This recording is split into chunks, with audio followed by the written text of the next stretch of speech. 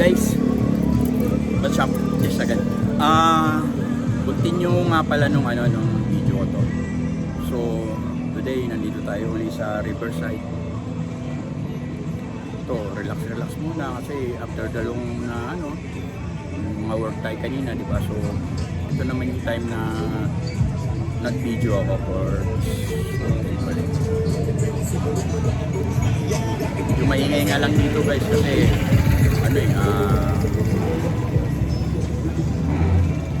daanan to yung mismo main road ko so yan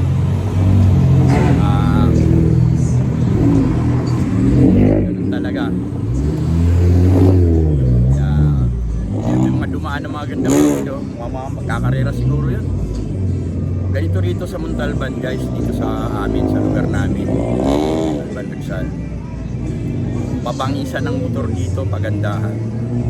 Kaya nga minsan alam mo na, maraming checkpoint dito, maiingay yung motor. Tsaka mga nakaset up, kasi alam mo naman ang mga LTO, ayaw nila ng nakaset up yung mga motor, binabago. Para sa akin, okay lang yun na i-set up mo Kasi remember guys, may napanood akong video sa Thailand to guys sa Thailand. Sa kanila ang setup ng motor doon kasi palibasa medyo mura yung mura yung piyesa sa kanila. Guys, napaka supportive ng government nila pagdating sa mga setup na sasakyan.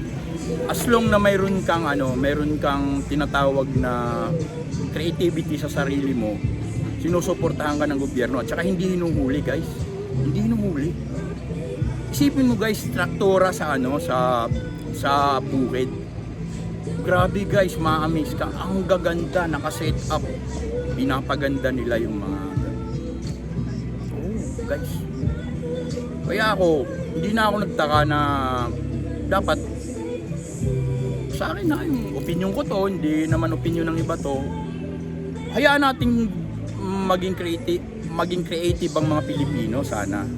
Sa pananaw ko, hindi ako politiko, hindi ako kung ano man. Hayaan natin silang magpaganda ng motor, hayaan natin silang mag-set up kasi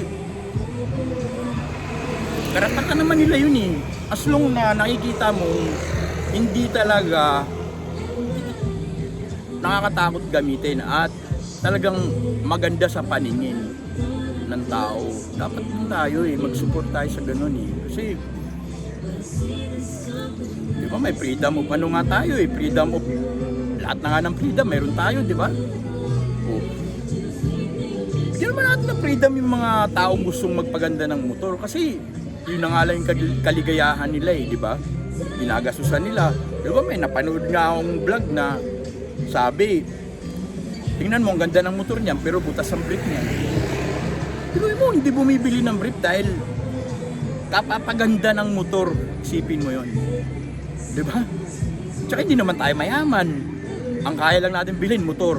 Siguro may pera ka, maraming kotse naman, di ba? Pero wala guys yung pagkakataon na mayroon kang freedom sa sarili mo, pagandahin mo na yung motor mo. Sumunod na lang tayo sa batas, di ba? Yung standard ng tambucho natin, ilagay natin sa standard. Tapos, yung setup naman natin, siguro wag na tayo magpalit ng mga bawal. Maglagay tayo ng side mirror. Pero ako ngayon, tinanggal ko kasi yung side mirror ko kasi nababangisan ako pag walang side mirror. Pero sa gabi ko lang ginagawa yan. Kasi walang huli. O, di ba? Ganun lang naman yun Pero kung halimbawa, mag-out of town ka, complete gear ka dapat, complete talaga. As in, nakasapatos ka, wag kang magpantalon ka talaga. Kasi napakaraming checkpoint ngayon guys. Kasi dito natin na-express yung sarili natin sa mga bagay na yun lang yung kaya natin di ba? Katulad niyan, nag-set up ka ng motor, nakita ng tao, hindi naman yabang yan expression mo yan di ba? Yan yung hilig mo na makitang mabangis yung yung motor mo, di ba?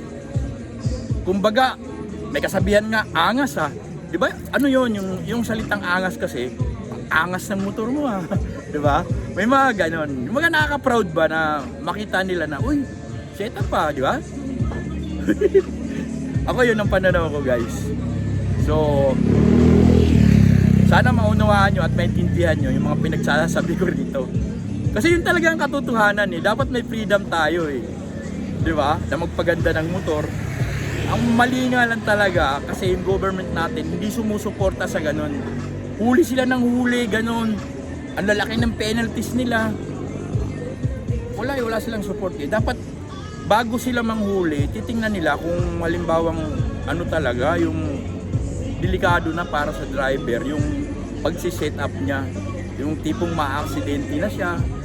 Pero kung pinaganda niya lang, pinakinis niya yung motor niya, pininturahan niya, pinalitan niya lang ng pyesa na hindi naman kasama yung chassis, hindi naman pinaliit yung gulong, di ba? Okay na yun. Diba guys? Comment kayo dyan kung sino yung nakaka-relate sa akin. Tsaka guys, palusap naman, baka pwede nyong i-follow or something na bigyan nyo man lang ako ng thumbs up. Yun, masaya na ako yun guys. Thank you Ito yung episode ko na to. Maraming magko-komento dito sigurado. Salamat.